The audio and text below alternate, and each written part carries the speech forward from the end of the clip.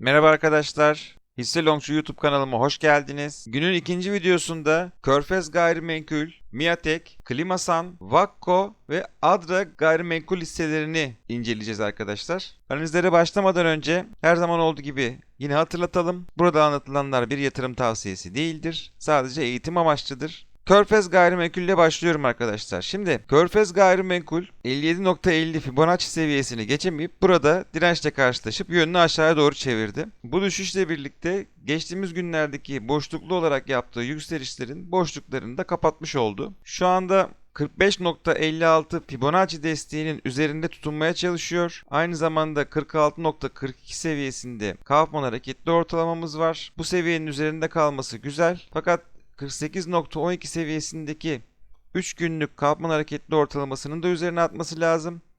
Bunu yaptıktan sonra ilk etapta 54.40 seviyesine doğru bir hareket beklerim. Şöyle şu anki seviyesinden %16'lık bir uzaklıkta.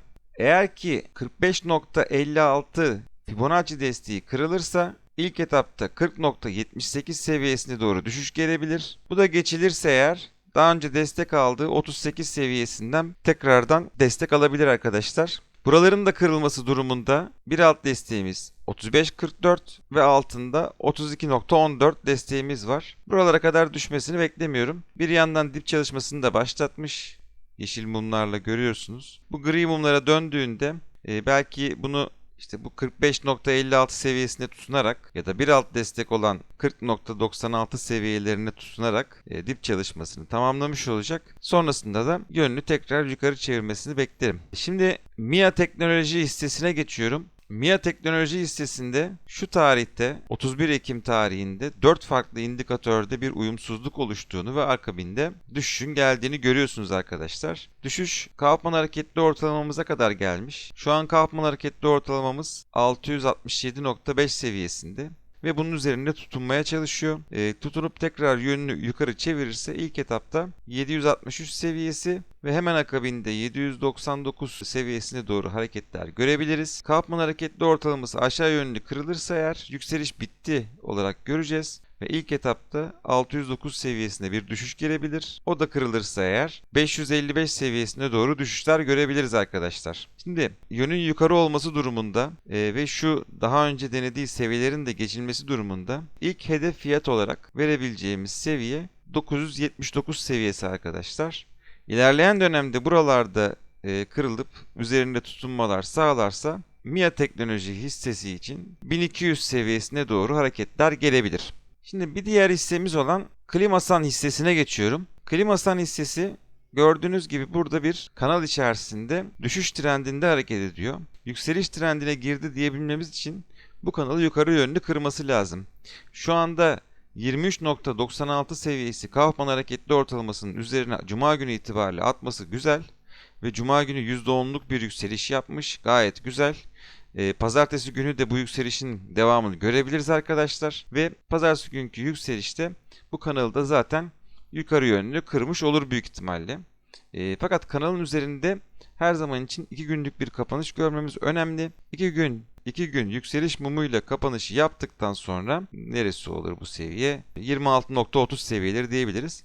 26.30 seviyelerin üzerinde 2 gün yükseliş mumuyla kapanış yaptıktan sonra ilk etapta hedefimiz 26.46 seviyesi olur arkadaşlar. Bu seviyeye geldikten sonra ilerleyen dönem için Klimasan hissesi için de bir hedef fiyat çalışması yaparız. Düşüş yönlü senaryoda ise şu anda ilk desteği 24.84 seviyesinde. Bu kırılırsa altta 23.96'da Kaufman hareketli ortalamamız var. O da kırılırsa eğer bir alt desteğimiz 21.94 seviyelerinde arkadaşlar. Ben buralardan tekrar yönünü yukarı çevirebileceğini düşünüyorum. Eğer ki kanalın dibine doğru giderse ilerleyen dönemde şuralardan falan 20.50'lerden belki bir destek alabilir. En kötü senaryoda. Şimdi Vakko hissesine geçiyorum. Vakko hissesi gördüğünüz gibi 86.15 Fibonacci desteğimizin üzerinde tutunma çabasında. 13 Ekim tarihi itibariyle yükseliş regresyon kanalını aşağı yönlü kırmış gözüküyor ve düşüş trendine girmiş arkadaşlar. Fakat dediğim gibi 86.15 Fibonacci desteğinin üzerinde tutunması güzel. çarşamba ve perşembe günü itibariyle Kaufman hareketli ortalamamız olan 94 seviyesinin üzerine bir atma çalışması yapmış, fakat cuma günü tekrardan altında kapatmış. Bu kötü olmuş arkadaşlar. Eğer ki 86.15 seviyesi kırılırsa bir alt desteğimiz 79.10 seviyesinde arkadaşlar. O da kırılırsa 73.60 seviyelerine doğru bir düşüş meydana gelebilir. Yani şu anda 94 Kaufman hareketli ortalamasının üzerine atamadığı için henüz hala düşüş trendinde bir hisse. Bu seviyenin üzerine geçip 2 gün üzerinde kapanış yapmadan düşüş bitti demiyoruz arkadaşlar. Eğer ki üzerine atarsa ilk etapta tekrardan 109 seviyelerini test edeceğini düşünüyorum. Bakalım, hep birlikte takip edeceğiz. Şimdi son olarak Adra gayrimenkul hissesine bakıyorum. Bu da yakın zamanda halka arz olmuş hisselerden biri.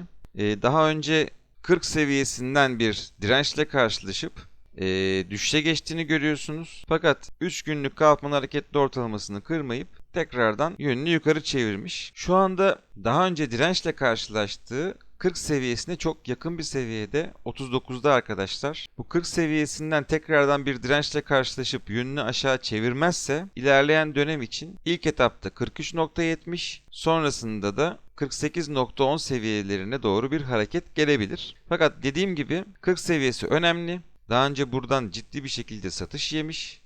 Dolayısıyla burada önemli olan seviye 40 seviyesi, takip etmemiz gereken seviye 40 seviyesidir arkadaşlar. Kaufman hareketli ortalamamız 16.37 seviyesinde ve şu anki fiyattan çok uzaklaşmış durumda. Yani arasında %58'lik bir mesafe var. Bu durum iyi değil arkadaşlar. Satışların gelmesi durumunda çok ciddi satışlar görebiliriz. Hatta bu Kaufman hareketli ortalaması olan 16.47 seviyesine kadar olan düşüşler normaldir aslında arkadaşlar, ama şu an o kadar yüksek seviyelerde fiyatlanıyor ki bir düşüş gelmesi durumunda işte %57'ler, %60 civarında düşüşler görmemiz mümkün olabilir. O yüzden dikkatli olmakta fayda var. Ben her zaman için bu yeni halka arz hisselerinde taban serisi bozulduğunda çıkılması taraftarıyım. Bu konuda uyarılarımı da yapmış olayım. Bu videomda aktaracaklarım bu kadar. Kanalıma abone olup bildirimleri açmayı unutmayın lütfen. Görüşmek dileğiyle.